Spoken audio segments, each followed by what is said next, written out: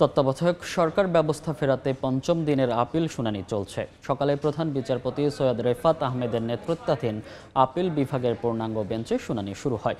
শুনানিতে সাবেক প্রধান বিচারপতি খায়রুল হকের দেয়া রায়ের পর্যবেক্ষণ বাতিল চাইলেন রিটকারী আইনজীবী। এর আগে মঙ্গলবার তত্ত্বাবধায়ক সরকার ফেরানোর আবেদন জানিয়ে শুনানি শেষ করেছে জামাত। দলটির আইনজীবী শিশির মনির বলেন, তত্ত্বাবধায়ক সরকার ফিরলেও আগামী নির্বাচন অন্তর্বর্তীকালীন সরকারের অধীনেই হবে।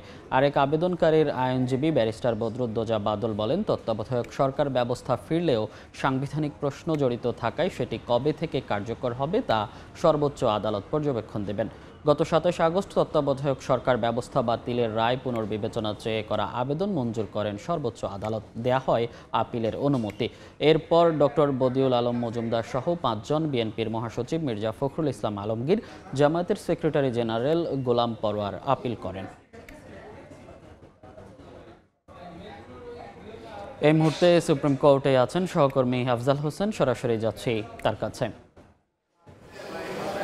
আফজাল, এখন পর্যন্ত তত্ত্বাবধায়ক সরকার ফেরাতে ৩ পক্ষের আবেদনের শুনানি শেষ হয়েছে। প্রথম পক্ষ ছিল যে সুশাসনের জন্য নাগরিক সুজন সম্পাদক বদিউল আলম মজুমদার, তার যে আপিল, তার আপিলের পক্ষে তার আইনজীবী শুনানি শেষ করেছেন। এরপরে একজন মুক্তিযোদ্ধা, তিনি তত্ত্বাবধায়ক সরকার ফেরাতে চান, তার পক্ষে করা আপিল, সেটিরও শুনানি শেষ হয়েছে। এবং এরপরে দল হিসেবে জামায়াতের সেক্রেটারির পক্ষে করা যে আবেদন, সেটিরও শুনানি শেষ হয়েছে।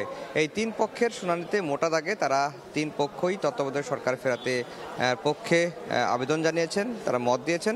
তবে এই তত্ত্বাবধায়ক সরকার ব্যবস্থা ফিরলে সেটি কবে থেকে কার্যকর হবে সেটি নিয়ে ভিন্ন মত পোষণ করেছেন। জামায়াতের আইনজীবী বলছেন যে তত্ত্বাবধায়ক সরকার ব্যবস্থা ফিরলেও সেটি আসলে এই আগামী যে নির্বাচন, সেই নির্বাচন থেকে কার্যকর হবে না, এমন পরিস্থিতিও নেই।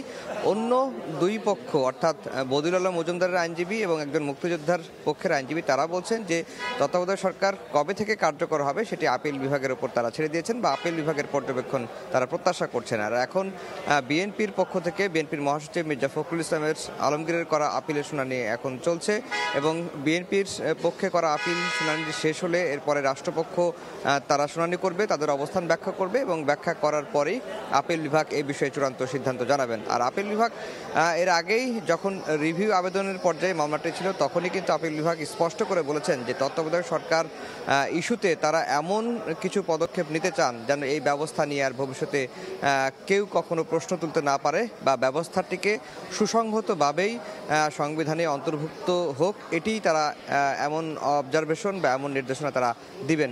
সব মিলিয়ে বিএনপির আইনজীবী বা জামাতের আইনজীবী বা অন্য যে পক্ষগুলো রয়েছে, তারা বারবারই যেটি বলছেন যে একটি মাত্র একেবারে অবৈধভাবেই তৎকালীন আপিল বিভাগ, যার নেতৃত্ব ছিলেন সাবেক প্রধান বিচারপতি ABM খায়রুল হক, অনেকটা জালিয়াতির মাধ্যমে এই রায়টি দেওয়া হয়েছিল। অর্থাৎ ওই বেঞ্চের 7 জন বিচারপতি ছিলেন, তার মধ্যে 4 জন বিচারপতি তত্ত্বাবধায়ক সরকার বাতিলের পক্ষে মত দিয়েছিলেন, 3 জন বিপক্ষে মত দিয়েছিলেন এবং সে সময় রায়ের পর্যবেক্ষণে বলা হয়েছিল যে আগামী 2 বার তত্ত্বাবধায়ক সরকার ব্যবস্থায় সংসদ নির্বাচন হতে পারে। কিন্তু পরবর্তীতে দেখা গেছে যে পূর্ণাঙ্গ রায়ে সেই বিষয়টি উল্লেখ করা হয়নি, একেবারে জালিয়াতি হয়েছে ওই রায় দেওয়ার ক্ষেত্রে। সেটাই কিন্তু আইনজীবীরা উচ্চ আদালতে বা আপিল বিভাগে তুলে ধরছেন। তো এই ছিল সুপ্রিম কোর্ট থেকে আমার কাছে সবশেষ খবর।